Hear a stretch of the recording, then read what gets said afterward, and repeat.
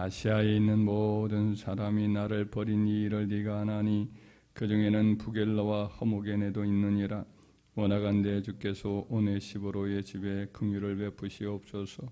그가 나를 자주 격려해주고 내가 사슬에 매인 것을 부끄러워하지 아니하고 로마에 있을 때 나를 부지런히 찾아와 만났습니다.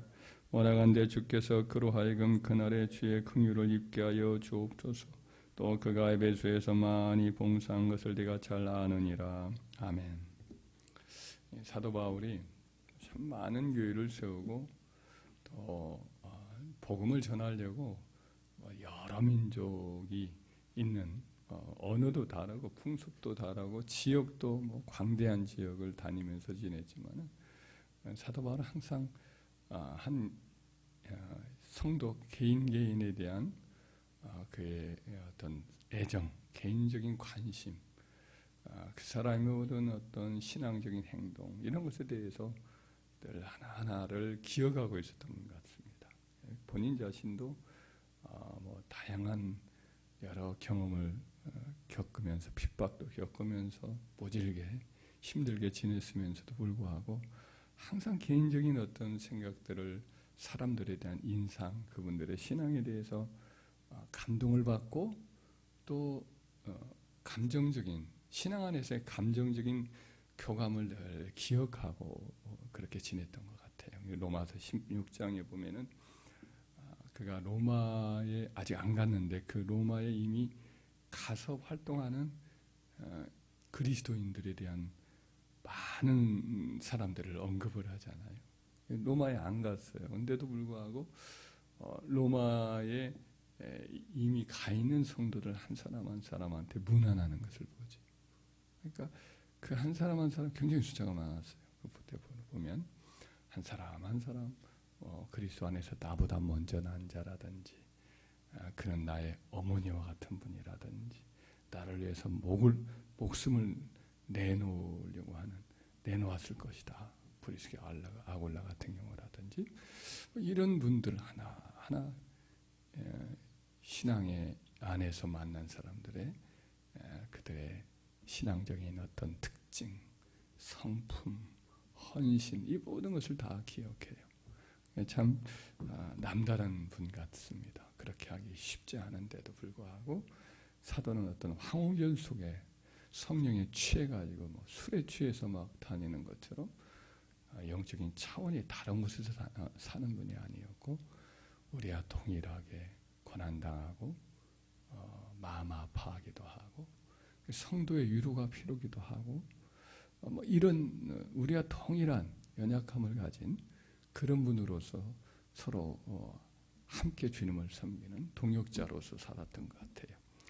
그래서 지금 이제 제 2차 감옥에 로마의 감옥에 갇혔을 때예요. 이렇게 이제 갇혔다가 얼마 후에 세상을 이제 순교를 당하죠. 이 디모데후서가 마지막 편지거든요. 근데 그가 이제 에베소에서 사역하던 그의 믿음 안에서 낳은 아들과 같고 또 사역을 또 이어받을 속사도라고 그러죠. 사도 이후의 세대의 교회를 이끌었던 분들. 속사도 중에 한 사람인 디모데에게 거의 유언과 같은 편지를 보내면서 한 가지 이제 자기가 지금 2차 감옥에 갇혀 있으면서 재판 중에 있거든요. 이 재판이 굉장히 이제 엄중한 분위기 속에서 이루어졌던 것 같아요. 네로 황제가 거칠게 교회를 핍박할 당시에 붙잡혀서 결국 그 재판에서 그가 사형을 언도받고 이제 감옥에서 혹은 어떤 사형장에서 칼로 목베임을 하고 죽거든요. 굉장히 고통스럽고 감옥에 갇히면서 힘들었던 상황인데 그때에 한 가지 사건이 그의 마음을 괴롭혔고 또 한 가지는 굉장히 그를 기쁘게 했던 일, 사람들에 대한 이야기가 나와요. 첫 번째 그를 이제 배신했던 일로 인해서 마음 아프게 한 사람들이 두 사람이 거명이 되죠. 15절에 아시아에 있는 모든 사람이 나를 버린 이 일을 네가 아나니 그 중에는 부겔러와 허무게도 있느니라 그랬어요. 사도 바울이 굉장히 마음 아픔을 느끼면서 회상하는 사람들이 아시아에 있는 사람들인데, 아시아는 어디냐면 터키 남서부 쪽에 있는 지역이에요. 에베소, 라오디게아, 골로새 이런 교회들, 우리 성경에 나오는 사도 바울이 에베소 지역에서 3년을 이제 계시면서 3차 전도여행 때 그 지역 일대 거의 사도 바울로 인하여 하나님 말씀을 듣지 않은 사람이 없다라고 말할 정도로 영향력을 크게 끼쳤던 곳이죠. 그러니까 곳곳에 이제 교회가 세워졌어요. 그 영향 아래. 근데 그때에 세워졌던 지도자들, 사도 바울을 직접 안수해서 세웠거나 사도 바울의 직접적인 영향 아래 있는 교회들의 지도자가 되었던 사람들이 1차 투옥 때, 로마의 1차 투옥 때는 사도 바울을 지지해주고 증인으로 나서기도 하고 관심을 썼어요. 2차 감옥에 또 갇히게 되죠. 잠깐 나와서 활동하다가 또 잡힌 거죠. 그때는 이제 사도 바울을 다 외면했던 것 같아요. 시대 상황 자체가 엄중했던 상황이고 교회가 거의 공경에 처한 핍박 시대에 접어들었던 시대죠. 사도 바울은 사형의 거의 연도가 거의 확정적인 상황이었던 것 같습니다. 사도 바울은 백성을 소란케 하고 다른 임금, 황제 말고 다른 임금이 있다, 이런 소문이 그에게 뒤집어 쓰여 있었고, 또 혹세무민한다, 또 거짓말로 사람들 고치고 또 귀신을 내어 쫓았다 하면서 그와 같은 거짓 표적을 통해서 많은 사람들을 거짓된 어떤 종교적 사건으로 이끌어간다. 종교 사기꾼이다. 이 사람은 없어야 된다. 로마의 여러 사교들이 있는데 그 당시 여러 이제 자기들 나름대로는 진리라고 하고 섬기던 교육에 나름대로 다른 종교가 있었는데 그런 것들을 다 이제 비웃는 신성모독의 죄를 졌다. 이런 식으로 이제 사도 바울에게 공격이 가했던 거죠. 꼼짝 없는 거예요. 빠져나오기 어렵습니다.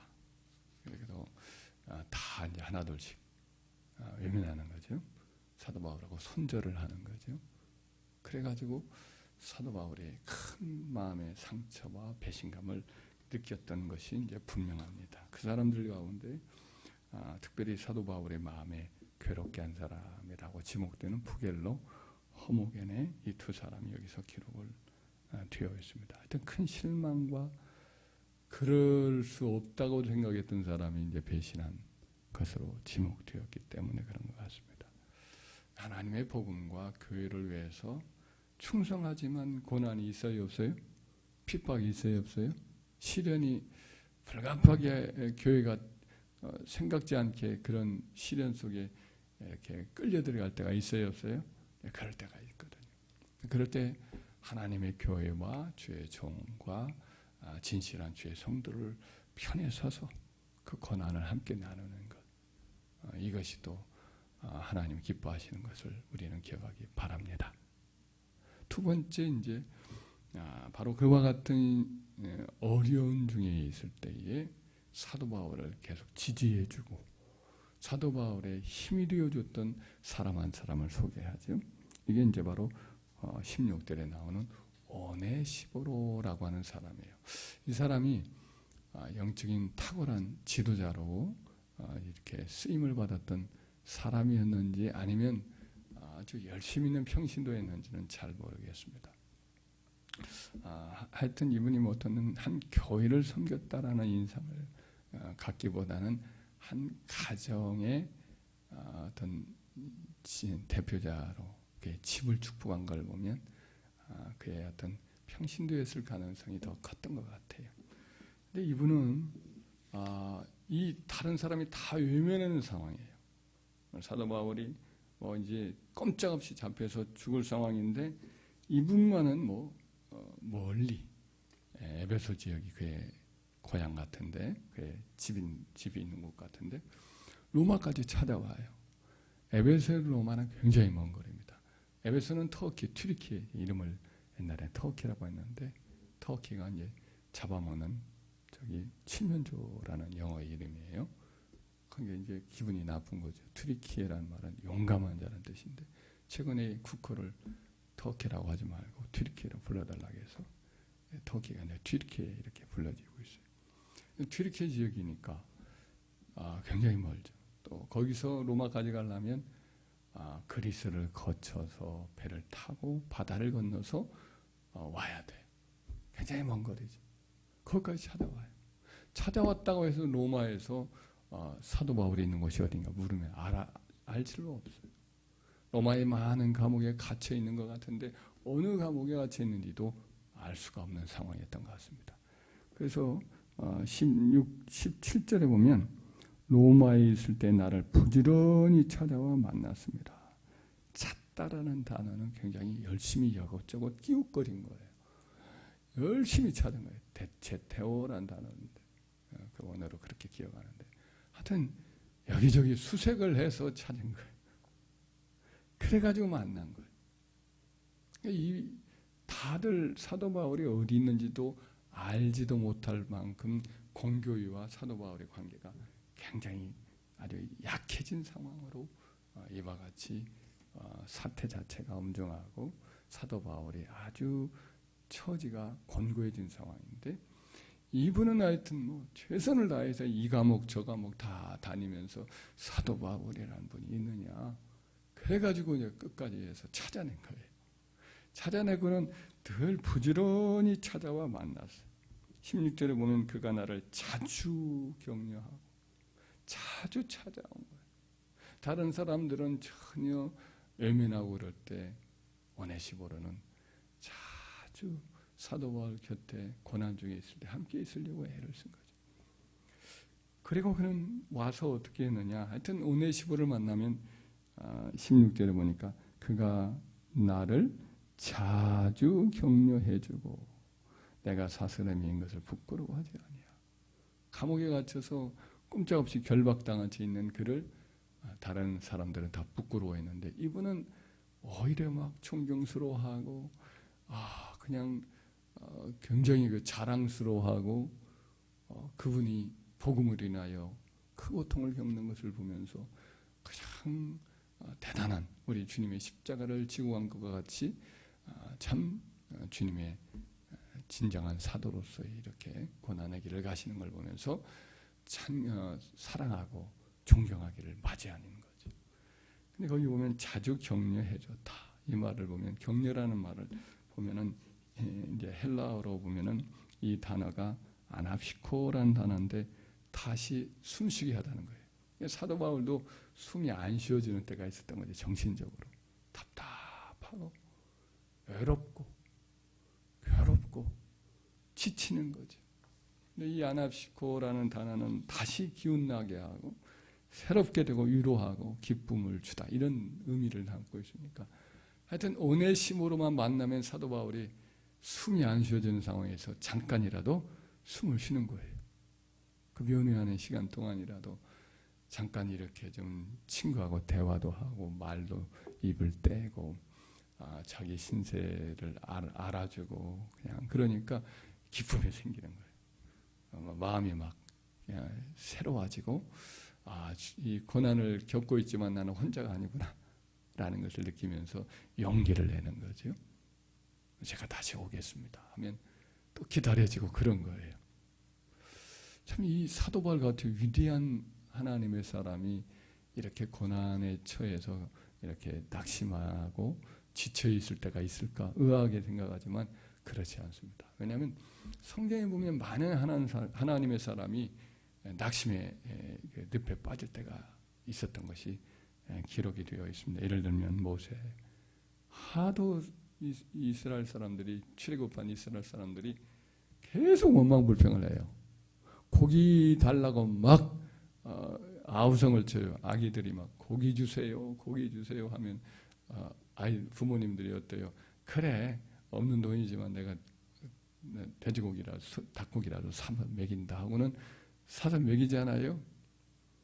근데 이 어른들이 200만 60만 명이나 되는 남자 장정들이 있는데 이 사람들이 다 울어요. 고기 달라고 울어요. 뭐 한두 사람이야 먹이지 모세가요. 그죠? 그것도 아니고 200만이 우니까 200만, 300만이 막 장막에서 고기 달라고 우니까 사도 바울이 지쳤어요. 하나님, 나는 못 견디겠습니다. 내가 이 백성을 내가 낳았습니까?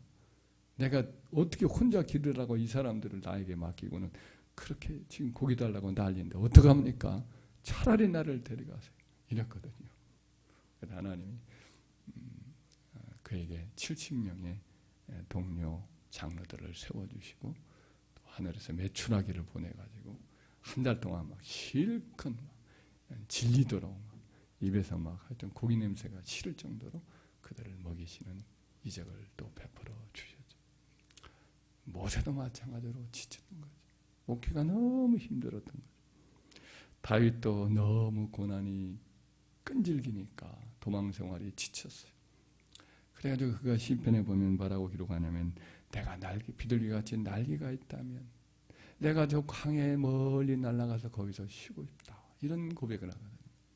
엘리야도 참 3년 동안 뭐 멋지게 사역하더니 갑자기 뭐 의외에 그 공격을 당하니까 로뎀 나무 아래 혼자 도망쳐서 하나님 조카오니 나를 데려가 주세요.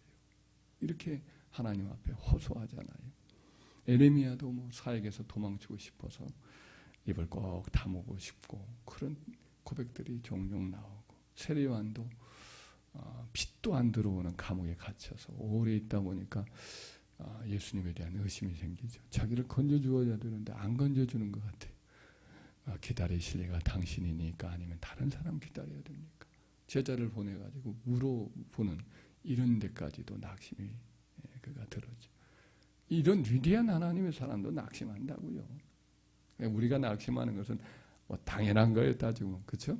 우리가 어떤 일을 겪으면 지치고 낙심이 되고 하나님 나를 관심도 안 기울이는 것 같고 힘들어 죽겠고 이렇게 낙심에 빠질 수가 있는데 사도 바울도 그렇게 낙심에 빠졌는데 그때 오네시보로가 와서 위로해 주니까 그 아마 평신도였을 것 같은 느낌인데 그 평신도가 와서 위로해 주는데 큰 힘을 얻습니다. 할렐루야. 다시 힘이 쉬어지고 다시 이제 고난을 이길 용기를 얻게 되고 또 그냥 기꺼이 사역에 대한 이제 보람을 느끼는 거죠. 내가 사역을 해서도 헛수고했구나. 참 보람이 없구나. 이게 아니라 보람을 얻는 거예요. 할렐루야. 다들 이렇게 나를 버리고 외면하고 증인으로 나서지도 않고 그런데도 불구하고 참 멀리 오네시모로가 달려와서 증인석에 서서 나를 위해서 저렇게 뭐 증인을 서주려고 하고 틈틈이 뭐 와가지고 사식도 넣어주고 위로해주고 용기를 부어주고 그냥 존경과 사랑을 표현하고 그러니까 이분이 살맛이 나는 거예요. 숨이 쉬어지는 거예요. 사도 바울조차도 뭐 그러는데 저희들 오죽하겠어요. 그러니까 우리 서로를 위로해주고 격려해 줍시다. 할렐루야. 할렐루야. 그래서 사도 바울은 축복을 두 가지를 해요. 한 가지는 오네시보로의 집에 긍휼을 베풀어 주옵소서. 그가 나에게 그렇게 많은 긍휼을 베풀어 줬는데 그 집에 긍휼을 베풀어 주옵소서. 이렇게 기도하고 또 한 가지는 그의 날에 주님의 날이죠. 심판의 날. 그가 이제 세상을 떠나게 될 때에 주님의 날에 그날에 주의 긍휼을 입게 하옵소서. 18절에 원하건대 주께서 그로 하여금 그날에 그 영혼이 주님 앞에 서는 날 혹은 정말 심판의 그날에 주의 긍휼을 입게 하옵소서. 이렇게 이제 기도하지요. 그러니까 긍휼을 베푼 자에게는 긍휼 있는 심판이 임하는 거죠. 긍휼을 베푼 자에게 하나님이 긍휼을 이 땅에서도 누리게 하시고 또 그 한 사람이 주께 충성하고 또 봉사를 좀 많이 하신 분 같아요. 에베소에도 봉사를 많이 한 걸 너도 알지 않느냐 이렇게 마지막에 한 거 보면 주님의 구원 얻은 은혜의 감격에서 막 하나님의 교회와 주의 종과 성도들을 섬겼던 모든 것을 하나님은 다 기억하시고 이렇게 갚아주시는 것을 축복한 것을 보게 되죠. 저와 여러분들 오네시보로 같은 사람이 됩시다. 부겔러와 허모네케네처럼 이와 같이 받은 은혜를 까먹어버리고 잊지 않는 사람 되지 말고 우리는 항상 정말 구원해 주신 주님의 은혜에 감사해서 어떡하든 기뻐서 하여튼 주의 복음을 위해서 헌신하고 수고하는 하나님의 교회와 주의 종과 성도들을 보면 늘 사랑하고 격려해주고 위로해주고 함께 고난 중에 있을 때 함께 있어주고 그럴 때 하나님이 그 모든 것을 기억하시고 우리와 우리의 가정의 자녀들과 그 집안을 다 축복해 주시고 주님의 그날에 주님으로부터 큰 긍휼과 축복이 임할 줄 믿습니다.